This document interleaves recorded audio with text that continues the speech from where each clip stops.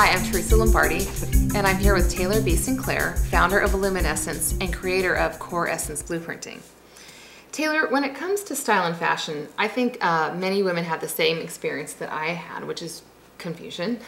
I love to shop like most women do, so I would go to the store and find things that I liked, and I would bring them home and they would fit me, but they just weren't right. They didn't feel right. There was something off about them, and I never really knew what to do to fix it. I think that, we keep doing this as women. We keep looking for something, but hoping that style will fix it, but we're still not fulfilled.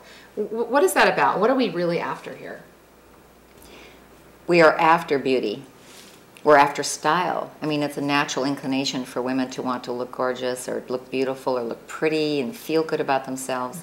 It's a natural thing for us to also want our children to feel that way and people we love. It's just a natural inclination. We're drawn to beauty.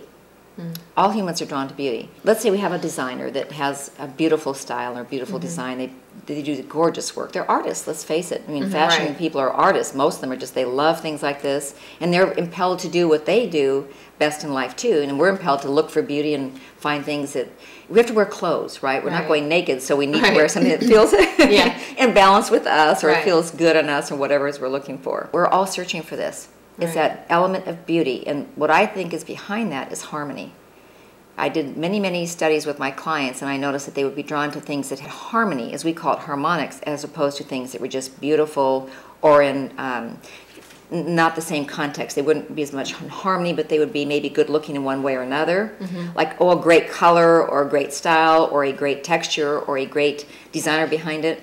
But when you have things that bring things into harmony is when people are attracted and they reach for it and they want it. Taylor, you keep referring about to the word harmony. Tell me a little bit more about what exactly do you mean by that? How would you describe it? We basically have, let's say color. With what we do now, we don't refer to color anymore because color is a very loaded word, and people tend to go, as soon as I say blue to you, if we had 300 people in this room right now, we would all picture something different, guaranteed. So there really is no such thing as the color blue, as what people call blue. It's just it's what we see in our mind's eye. Right. And so in regard to that, we call it radiance. And it's the radiance of that vibration, it's the radiance of that color that actually comes across. That's one of the elements that we deal with. Okay. So when you're taking that and want harmony with it, it's got to be in harmony with things around it as well.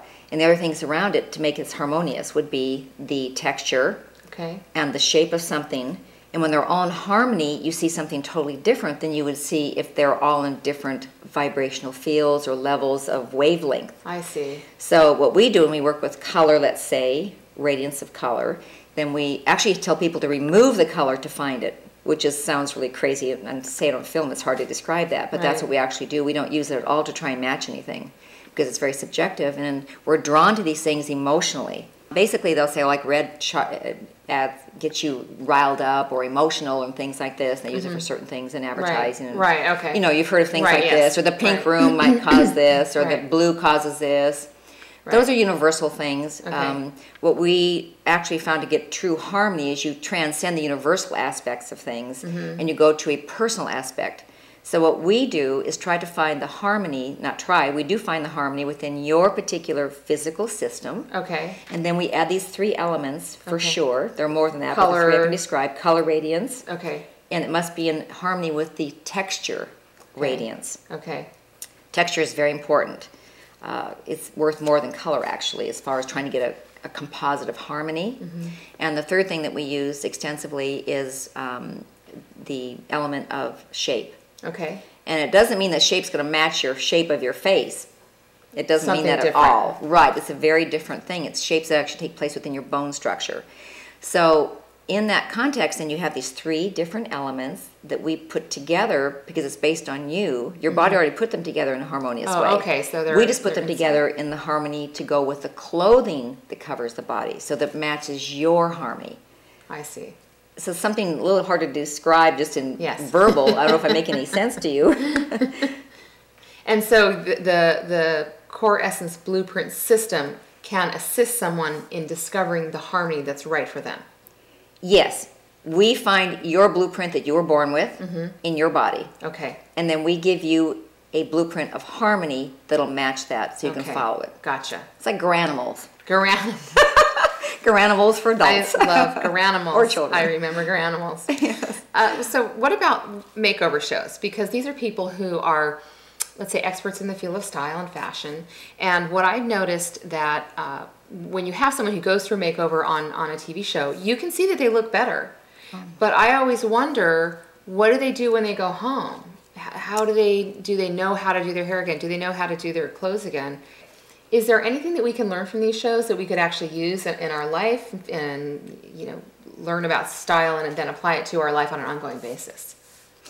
Yes, and the biggest point is what you can learn from watching these shows, because I'm really happy they're doing these right now myself. They may not be in harmony, but they are showing people that we can look more attractive, and just by finishing ourselves, we look more attractive. So basically in the makeover shows I've seen, they're people that are pretty much unfinished. I would call it unfinished, meaning they don't have a real look put together, or it's a personality thing that they've used, or different things that they've heard from other people, and they try maybe to copy a celebrity, things like this. Right. So it's not really them. But the point is they do look better. So that in that way, I think it's a great service. And I think I'm happy to see that we're going back to saying that how we appear is important. Does make a difference. You know, it's not phony, it's not shallow, it's just we're searching for beauty, so let's go and find it, you know. So and this is a step toward that, so I think there is value in it. On the other side of the makeover shows, what happens is, and I've seen them so many times, they actually bring people back on again. Even on Oprah, I've seen them do this. They bring someone back on again. I guess they didn't quite take the makeover or whatever, or they kind of lost track or something like this. And that's the part that's off, that we can't seem to learn from them, because we can copy something, like you said, a look. Right. You mentioned a look, yeah. Or for a season that you're wearing, like if it's hot out or whatever. Mm-hmm. But, you know, why not have a system that you can follow that will work for you anytime, anywhere, in anything? And with the makeovers, it's like, yes, you look better. That's for sure. And something it's changed people's lives. But if they could actually be authentic in that makeover, right. authentically, and feel good in their own skin, instead of like they're trying to look like something, or right. trying to be a certain way. You often say that style matters, but substance rules. So you just explained why style matters, but what is the substance that you're talking about? The substance is the authentic self. We have substance, every human being. No one could ever tell me that a child that is born doesn't have total substance and total purity, total beauty, total everything. I mean, we come in with it all. We're perfect. Given that, why not have authenticity in what we're trying to project and trying to show to people? You know, clothing started because of caste. Caste systems. Yes, I mean, clothing, Okay. I mean, why do we wear clothing? How does this all start? You know, if you go way, way back in history, I've done different studies on this, and you basically, they were trying to say, well, I'm in charge of this, or I'm in charge of that, or you're lowly, I have a higher position, is to show the difference in people. And it was really for control of different things. Right. I mean, if you really get back to it. I mean, if naked was so bad, why were we born naked? I mean, you know what I'm saying? So what we try to do is find the harmony that's innate within you and give you the harmony that on the outside, in the blueprint, so you can wear it so that it's like you're still naked. You're still you. You're authentic. You're deep. You have these synergy. different... Yes, and you feel comfortable in your own skin. I mean, how many people do you know out there that can say they're comfortable in their own skin? Very few. Right, that's a good I would say it's less than 3% of the planet. And I'm disregarding men from this conversation when I just said this. I'm talking mainly to women right now, because men have a different way of saying things, being about things, and conversing about the subject. So I'm talking about women right now. Taylor, thank you for clarifying that today.